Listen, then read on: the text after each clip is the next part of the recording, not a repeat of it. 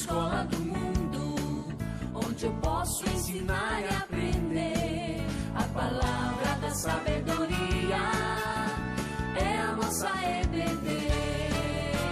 Deus é o nosso diretor, o Espírito Santo nosso professor.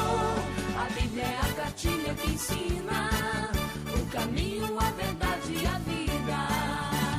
Deus é o nosso diretor, o Espírito Santo nosso professor. A Bíblia é a cartilha que ensina o caminho, a verdade e a vida.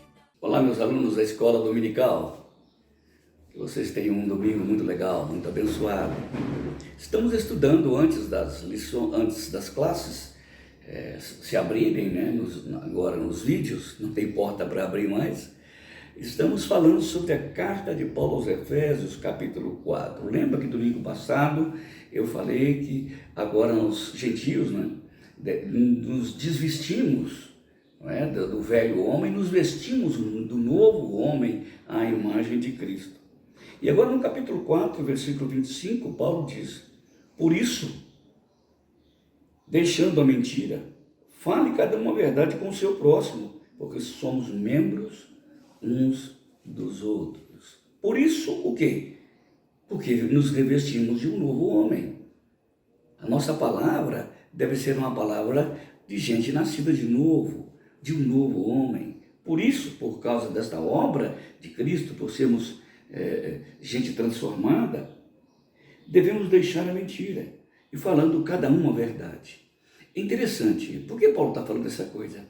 Porque em algumas culturas, mesmo as culturas helênicas, já a partir dos sofistas do século V a.C., havia entre os gregos uma espécie de arte em sofismar, ou seja, em falar mentiras como se elas fossem verdade. É interessante que havia até um grupo de pensadores que ensinavam a fazer isso, né? A arte da oratória, usando sofismas, não é? Usando a sátira e tantos outros pensamentos gregos, exatamente para enganar, enquanto as pessoas estavam pensando receber uma verdade. Por isso, cada um de vocês deixa a mentira, para com esses costumes pagãos, que para os pagãos pode ser uma coisa muito legal, mas para os cristãos não. Por exemplo, para uma pessoa não cristã, falar palavrão pode ser uma coisa até legal, moderninha, bacaninha, né? Tem gente que fala 10 palavras, pelo menos 11 são palavras pesadas, né? Como dizem os americanos, bad words, palavras ruins, palavras más. Então ele diz, por isso, deixando a mentira, fale cada uma verdade com o seu próximo. Olha, Paulo está falando de uma relação mais estreita agora.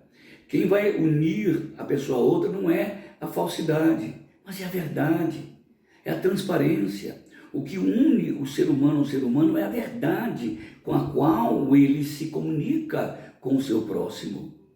E Paulo está dizendo, por isso mesmo, vocês são gente nova, vocês nasceram de novo.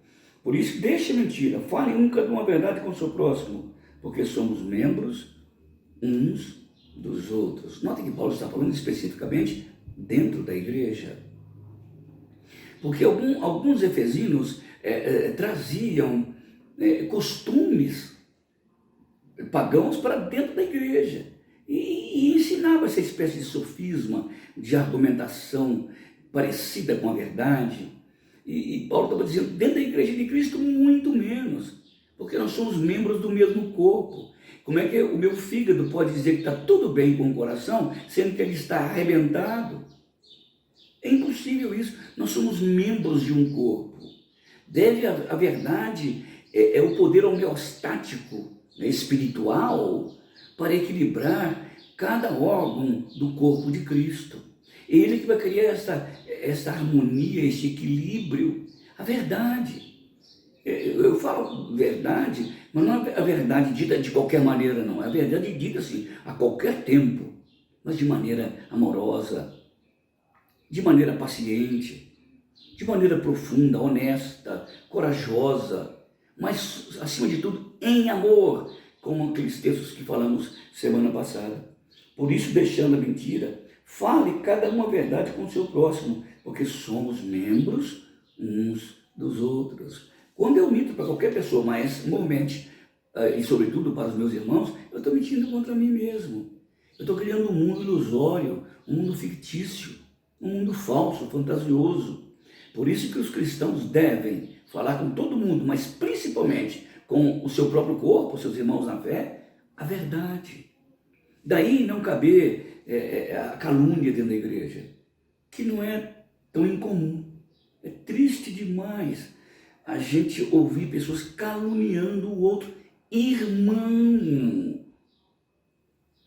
um negócio inconcebível. Isso é vestimenta velha, vestimenta do gentio, do pagão, do politeísta, não do cristão. Nós devemos falar a verdade um com o outro. E Paulo diz, como é que funciona? Como é que funciona a verdade? Olha o versículo 26. Irai-vos e não pequeis. Não ponha o sol sobre a vossa ira. Olha, Paulo estava dizendo que é possível que numa comunhão cristã alguém te provoque ira. Alguém te provoque ira. A mim me provoca, a você. Vamos deixar a hipocrisia de lado. A gente fica tão iracundo, tão indignado, diria. Não é pecado irar. O pecado é deixar a ira dormir de um dia para o outro na sua cabeça. Irai-vos e não pequeis, não se ponha o sol sobre a vossa ira.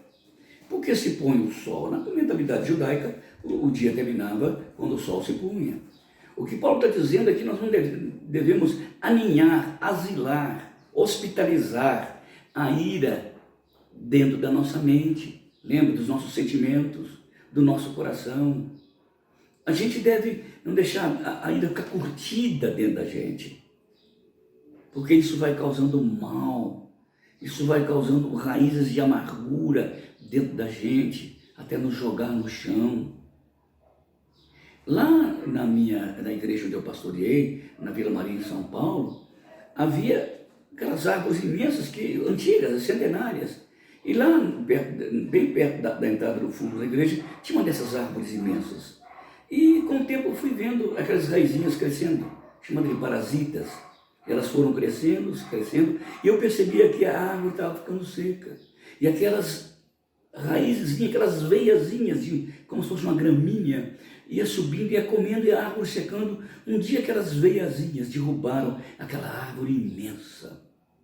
Sabe quando a gente deixa a ira dormir? São como essas parasitas que vão nos sugando aos poucos, como o sangue suga, e vai tirando da gente o vício, a força espiritual, a cura espiritual, a saúde espiritual. E ela vai nos comendo e nos joga no chão, nos torna crentes andrajosos e miseráveis. Coisa terrível, né? Irai-vos e não pequeis. É assim que o cristão deve viver. Não se ponha o sol sobre a vossa ira.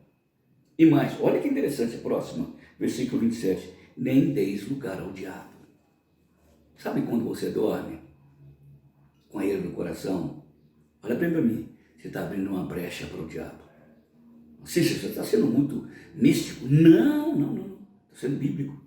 Lembra quando Pedro estava dormindo perto da traição de Jesus? O diabo trabalhou na mente dele. E Jesus acordou no outro dia e disse: Pedro, eu orei por você esta noite porque o diabo te perturbou no sono. Não é um psicólogo que está falando, é Jesus Cristo.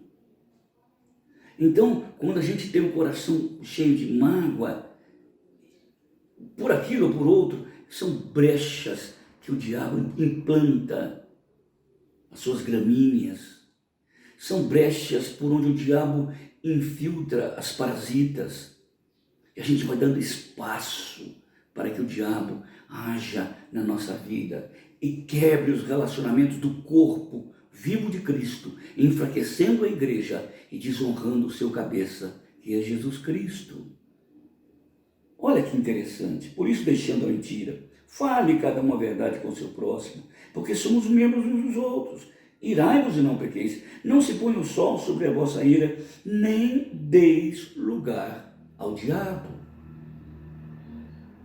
Você quer criar um obstáculo para o diabo? Não deixe a ira dormir no seu coração. Não deixe a mágoa dormir no seu coração. Resolva isso primeiro com Deus. Porque você resolvendo isso com Deus, você resolve com você mesmo.